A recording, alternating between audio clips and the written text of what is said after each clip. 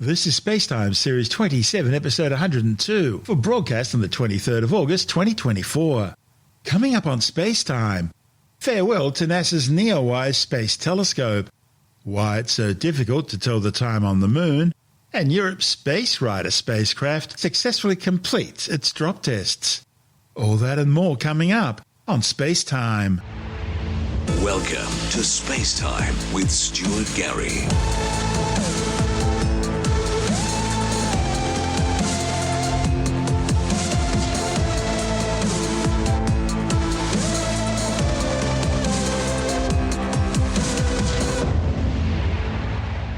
NASA's NEOWISE infrared space telescope has relayed its final data stream to Earth, bringing its historic mission to an end. Mission managers at NASA's Jet Propulsion Laboratory in Pasadena, California, then sent a final command to the orbiting spacecraft, instructing it to turn its transmitter off.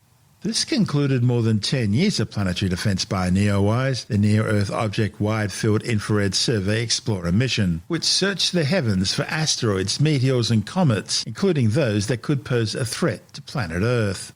NASA Associate Administrator Nicola Fox described NEOWISE's mission as an extraordinary success story to help science better understand our place in the universe by tracking asteroids and comets that could be hazardous for us on Earth. NASA ended the mission because NEOWISE is about to drop too low into Earth's orbit to provide stable and usable science data. The problem is the recent uptick in solar activity is heating the upper atmosphere of our planet, causing it to expand. That creates additional orbital drag on spacecraft, and as NEOWISE doesn't have a propulsion system to keep it in orbit, that drag causes orbital decay. Based on its current rate of descent, NEOWISE is expected to safely burn up in Earth's atmosphere later this year. During its operational lifetime, the infrared survey telescopes exceeded all scientific objectives, not for just one mission, but two, starting with the original WISE, Wide Field Infrared Survey Explorer mission. Managed by JPL, WISE launched in December 2009 with a 7-month mission to scan the entire infrared sky.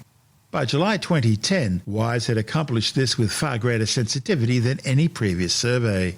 And just a few months later, the telescope ran out of the cryogenic coolant that kept heat produced by the spacecraft's instruments from interfering with its infrared observations. NASA then extended the mission under the new name NEOWISE until February 2011 to complete a survey of main-belt asteroids between Mars and Jupiter, after which the spacecraft was put into hibernation. But an analysis of this data showed that although the lack of coolant meant the spacecraft could no longer observe the faintest infrared objects in the universe, it could still make precise observations of asteroids and comets which are generating a strong enough infrared signal after being heated by the sun as they travelled past the Earth. So, NASA decided to bring the telescope back out of hibernation in 2013 under the Near-Earth Objects Observation Program. Over its extended operational lifetime, NEOWISE has been instrumental in science's quest to map the skies and understand the near-Earth environment. Its huge number of discoveries have expanded science's knowledge of asteroids and comets while also boosting planetary defense. By repeatedly observing the sky from low Earth orbit, NEOWISE created all-sky maps featuring 1.45 million infrared measurements of more than 44,000 solar system objects. Of the 3,000-plus near-Earth objects it detected, 215 were first spotted by NEOWISE. The mission also discovered 25 new comets, including the famed comet C2020F3 NEOWISE that streaked across the night skies of planet Earth in the summer of 2020. In addition to leaving behind a treasure trove of science data, the spacecraft has helped inform the development of NASA's first infrared space telescope, purpose-built for detecting near-Earth objects, to be known as NEOSurveyor. Principal investigator for both NEOWISE and NEOSurveyor, Amy Mainzer from the University of California, says the NEOWISE mission provided a unique long-duration dataset of the infrared sky, and that will be used by scientists for decades to come. And it also helped lay the groundwork for NEOSurveyor, which will seek out some of the hardest to find near-Earth objects, such as dark asteroids and comets that don't reflect much visible light, as well as objects which approach the Earth from the direction of the sun's glare, which makes them hard to see. Construction of NEOSurveyor is already well underway, with a launch date set for no earlier than 2027. This report from NASA TV. NEOWISE is coming at long last to an end. If you're really lucky, your spacecraft will last far longer than you designed it for. In our case, we are many years now into a 6-month mission. So we've been really lucky. The NEOWISE mission began with the WISE mission. WISE was a mission, the Wide Field Infrared Survey Explorer, to study the astrophysical sky, to look for the brightest galaxies in the universe and the closest and coldest stars in our local solar neighborhood. And along the way, we happen to be good at seeing asteroids and comets. So after the original WISE mission shut down, it was put into hibernation at the beginning of 2011. And then in late 2013, we woke it up. And lo and behold, it was doing great. And it was ready for a new mission, looking for asteroids and comets, particularly those that come close to Earth, called near-Earth objects. So we renamed the spacecraft NEOWISE in honor of its ability to find and characterize near-Earth objects. We observed over 150,000 objects in the solar system, measuring diameters for all of them, and really helping us expand our database for the physical properties of asteroids and comets. On one hand, it was an exploratory science mission, but on the other hand, there's a really practical purpose to it. We'd really like to know how often the Earth can get hit by asteroids and comets, and this has helped us understand that. There are so many favorite moments with this project. We've seen all kinds of wonderful things. We've been able to do a lot. So the NEOWISE mission right now is coming to the end of its life. We don't have any onboard propulsion, so we can't change the orbit. We can't lift the spacecraft higher away from the Earth. The Earth's atmosphere is gradually dragging the spacecraft in. As NEOWISE falls into thicker and thicker atmosphere, its behavior changes in ways that make it a little bit harder to operate. And so it's best if we put it to sleep before it actually re-enters and burns up. And pretty soon it will enter the atmosphere, which means it's going to turn into the thing we've been looking for all this time. It's going to become a shooting star, and that'll be the end. Well, even though NEOWISE is ending, there's still going to be a future to tracking near-Earth objects because we still haven't found them all. We're also in the process of building a new space telescope. It's called the Near-Earth Object Surveyor mission, and its goal is find and characterize the objects that can impact the Earth. NEOWISE has revolutionized our understanding of the solar system. It produced things that help us better understand our place in the universe, that we made an important contribution to humanity's understanding of our place. That's what I'll hold in my heart. NEOWISE, thanks for all the great data and all the great times. As a scientist, we could not have asked for anything more.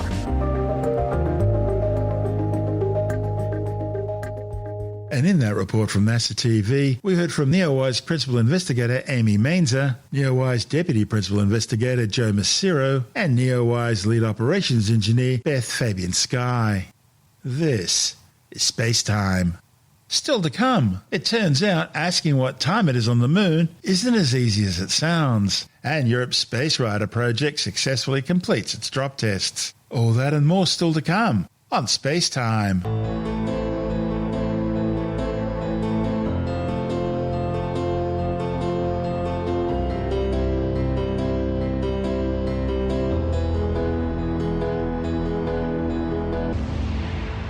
Have you ever wondered what time it is on the moon? Well, it turns out that question is a lot more difficult to answer than you'd think. Scientists are now developing a plan for precise timekeeping both on the lunar surface and in near-lunar space.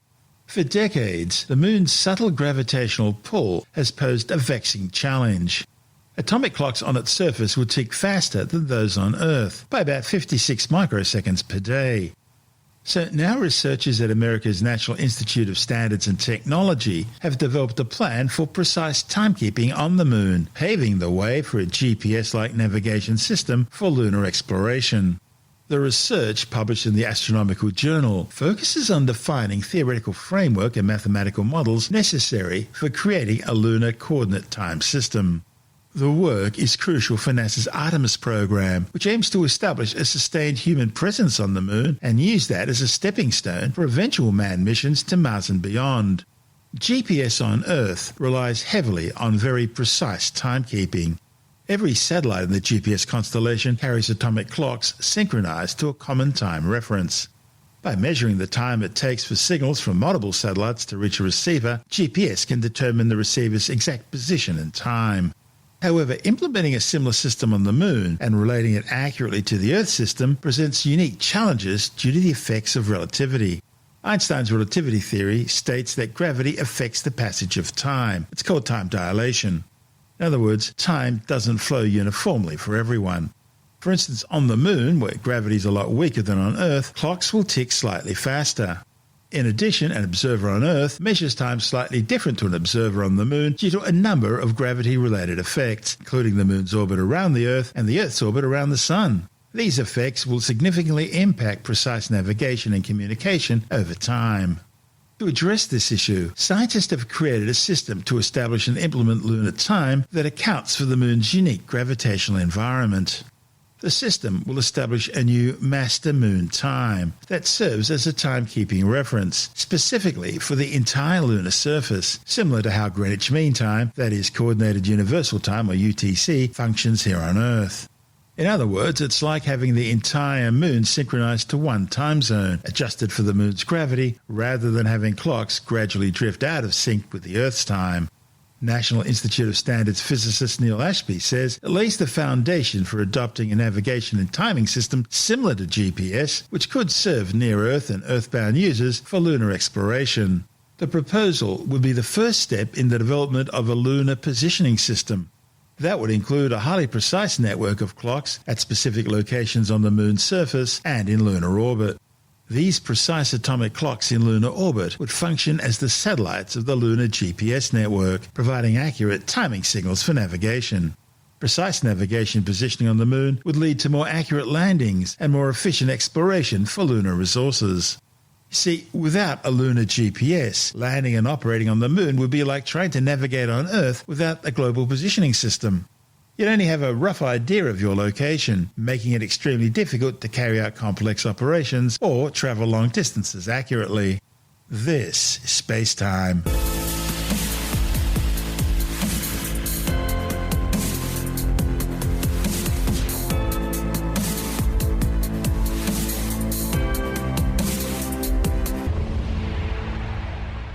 Over the last 4 months, the European Space Agency's new reusable space rider test article has been undertaking a series of drop tests in the skies above the Italian island of Sardinia. The tests, using a full-scale model of the wedge-shaped lifting body design, were aimed to validate the deployment of the spacecraft's parachutes. The Space Rider spacecraft is about the size of a couple of SUVs.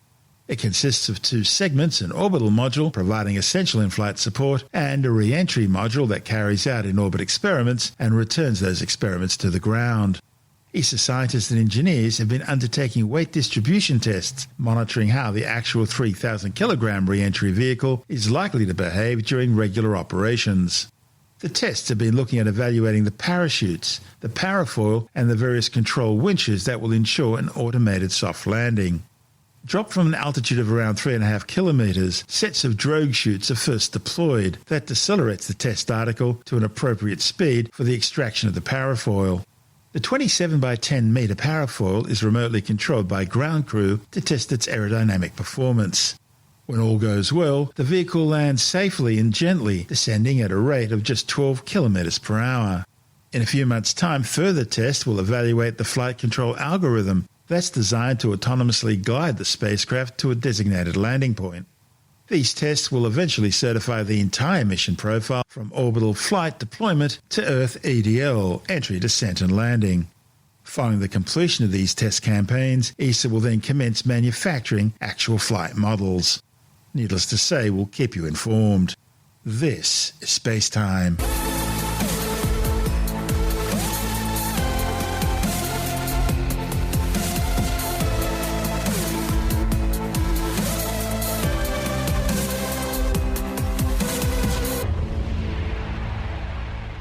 And time now to take another brief look at some of the other stories making news in science this week with the Science Report. A new study has shown that droughts, heat waves, fires and fertilizers can all stress our soils, causing them to store less carbon. The findings, reported in the journal Nature Climate Change, suggest that the more stresses soils are exposed to, the less carbon they can store. The research found that soil carbon stocks in harsher climate conditions, such as those across much of Australia, may be highly vulnerable to these stresses and may therefore be more likely to rapidly lose stored carbon back into the atmosphere, which would then impact climate change. A new study has found a link between heavy cannabis use and an increased risk of head and neck cancers. A report in the Journal of the American Medical Association looked at data for more than 4 million people, 116,076 of whom had a diagnosed cannabis-related disorder defined as excessive use of the drug leading to social problems or struggles to hold down a job. They found that heavy cannabis users had an increased risk of all types of head and neck cancers, as well as oral, nasal, salivary gland and larynx cancers, compared to a group of similar people who were non-cannabis users. However, this type of study can't prove that cannabis is actually causing an increased cancer risk, just that there's a link. And the authors say heavy tobacco and alcohol use among cannabis users may also have influenced the results. But as cannabis becomes more acceptable in many parts of the world, the authors are stressing the need to investigate the links more thoroughly. As with all computer programs, new research has confirmed that when it comes to artificial intelligence, it's still a case of garbage in, garbage out. Meaning if you employ trashy programmers, you'll wind up with trashy AI. Now, scientists have investigated the political biases of state-of-the-art AI chatbots and shown that fine-tuning can influence their political preferences. A report in the journal PLOS ONE has examined a study in which 11 political tests were used on 24 conversational chatbots, including OpenAI's ChatGPT-4 and Twitter's Grok, mostly returning leftist results. They found that using targeted political material to fine-tune large language models, the authors were able to create chatbots whose responses consistently returned right, left or centralist scores. Time now for what must be our silliest story of the week. And it seems paranormal practitioners are now claiming a portal has opened up in the spooky forest in Staffordshire, allowing werewolves and other supernatural entities to enter our world. Reports of a creepy black-eyed child haunting the woods first began circulating in the 1980s. Some believe it's the spirit of a murdered girl, while others think it could be a demon or alien entity.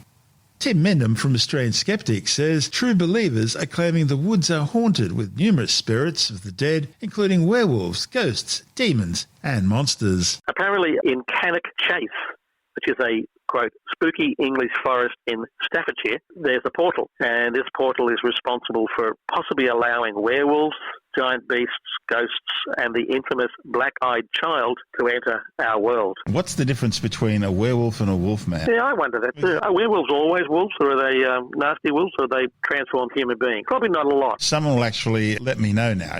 Someone will... I wish they would tell you the difference between... I've seen images, old etchings and things of werewolves leaning up against the wall, almost like they're having cigarettes, waiting for the transformation. Wolf men tend to be individuals, Well, there's a don't they? long history of dogs and walls. You've got to understand this. Yes, there is. But yeah, wolfman. Anyway, this portal is supposed to be there, and lo and behold, this person who's promoting this has a new book out called Werewolves and Dogmen in the UK, and he also believes it is entirely possible that something exceptionally big is coming. Doesn't say what. Is it a giant wolf? Is it a giant black-eyed child? Is it a giant phantom hitchhiker? What is it? Claim after claim after claim after claim. Other people are saying there's actually portals within London in certain areas.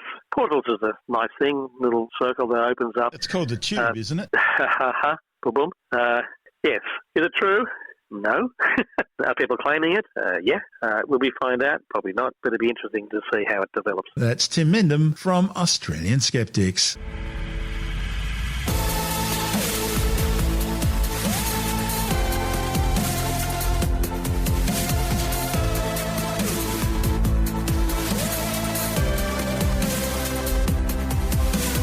And that's the show for now. SpaceTime is available every Monday, Wednesday and Friday through Apple Podcasts, iTunes, Stitcher, Google Podcast, Pocket Casts, Spotify, Acast, Amazon Music, Bytes.com, SoundCloud, YouTube, your favourite podcast download provider, and from spacetimewithstuartgary.com. SpaceTime's also broadcast through the National Science Foundation on Science Zone Radio and on both iHeartRadio and TuneIn Radio. And you can help to support our show by visiting the SpaceTime store for a range of promotional merchandising goodies, or by becoming a SpaceTime patron, which gives you access to triple-episode commercial-free versions of the show, as well as lots of bonus audio content which doesn't go to air, access to our exclusive Facebook group, and other rewards. Just go to spacetimewithstuartgary.com for full details. You've been listening to Spacetime with Stuart Gary. This has been another quality podcast production from Bytes.com.